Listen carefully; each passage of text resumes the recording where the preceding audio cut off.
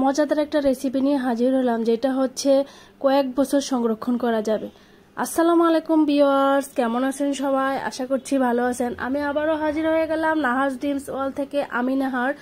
আজকে হচ্ছে এটাকে বলা হয়, অনেক দেশে হচ্ছে পানি কুমড়া বলে, অনেকে আবার চাল কুমড়া বলে, তবে আমাদের কুমিল্লার ভাষায় এটাকে চাল কুমড়াই বলে। তবে এটাকে মোরব্বা করব। তো এটার মোরব্বাটা হচ্ছে দুই রকম করে করা যায়, যেটা হচ্ছে কেক বা আপনার জর্দা এই ধরনের কিছু ড্রাই ফ্রুটসের যেটা করা হয় লুটুপুটি ওই ধরনের মধ্যে। তবে এটা হচ্ছে অরিজিনাল ভাবে, যেটা একদম এটার মধ্যে কোনো ভেজাল রং কোনো কিছু থাকবে না, একদম কয়েক বছর আপনি ডিপ ফ্রিজে রেখে এটা সংরক্ষণ করতে পারবেন।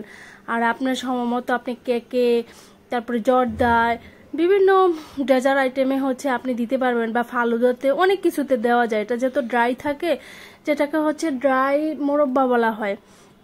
তা আমি আপনাদেরকে এই রেসিপিটা দিলাম। তবে হচ্ছে ঘরোয়াভাবে যদি এই রেসিপিটা করতে পারেন তবে হচ্ছে স্বাস্থ্যসম্মত হবে এবং বাচ্চাদের জন্য অনেক ভালো হবে। আবার অনেক সময় যারা বাইরের কান্ট্রিতে থাকে, অনেক ভাইয়ারা, অনেক অনেক চাচা ভাই অনেকে থাকে, যেমন মারা অনেক শখ করে বা পছন্দ করে, তো এই ড্রাই করে বাইরের কান্ট্রিতেও পাঠাতে পারবেন।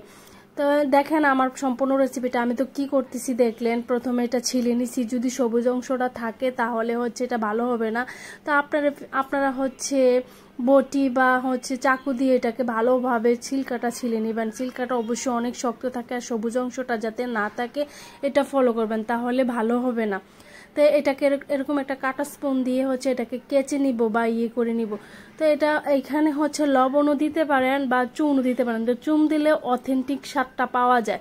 তো এখানে হচ্ছে আমি 2 টেবিল চামচ হচ্ছে চুন দিয়ে এটাকে 4-5 ঘন্টার জন্য হচ্ছে ভিজিয়ে রাখবো, তখনই হচ্ছে অথেন্টিক স্বাদটা হবে। আবার বা আপনি এখানে লবণ দিয়েও 4-5 ঘন্টা ভিজিয়ে রাখতে পারেন, তবে চুনের মাধ্যমে এটা হচ্ছে সবচেয়ে বেশি টেস্ট পাওয়া যায়, অথেন্টিক স্বাদটা পাওয়া যায়। তো এখানে হচ্ছে আমি 4-5 ঘন্টা ভিজিয়ে রাখার পরে এখন হচ্ছে আমি এটাকে অনেকবার ধুয়ে নিব, যতক্ষণ পর্যন্ত স্বচ্ছ পানি না বের হবে ততক্ষণ পর্যন্ত এটাকে আমি এভাবে ধুতে থাকবো। ধোয়ার পরিমাণটা অবশ্য আপনাদেরকে দেখা দিলাম। তারপরে একটা পাত্রতে আমি কিছু পানি দিয়ে তারপরে এই যে চাল কুমড়াগুলোকে ছোট ছোট টুকরা করে নিচ্ছি। চাইলে আপনারা এটাকে এরকম হাফ বয়েল করেও টুকরা করতে পারেন, তার আগেও টুকরা করতে পারেন, এটা আপনাদের পছন্দ অনুযায়ী, বা আপনাদের পছন্দ অনুযায়ীগুলোও টুকরা করতে পারেন।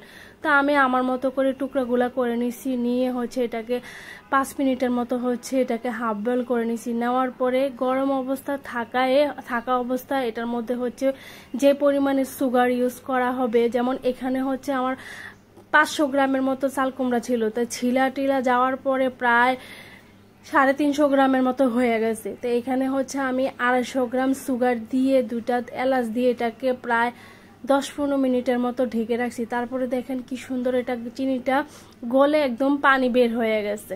পানি বের হয়ে যাওয়ার পরে ঝিম আছে হচ্ছে এটাকে আপনি জ্বালাতে থাকবেন, আস্তে আস্তে এটার ভিতরে সুগার টুগার সব ঢুকে যাবে।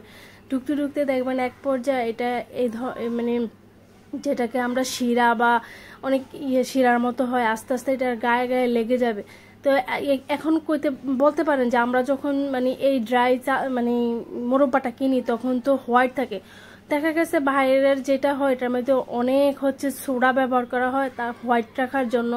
দেখেন আমারটা কি সুন্দর একটা কালার আসছে, আর এটা আমি বাড়িতে দেখাচ্ছি, ভিতরে থাকবে ক্রাঞ্চি, মানে উপরে থাকবে ক্রাঞ্চি, ভিতরে একদম নরম তুলতুলে থাকবে। তো এটা হচ্ছে আপনি বক্সে রেখে কয়েক বছর ডিপ ফ্রিজে রাখতে পারবেন, কিচ্ছু হবে না।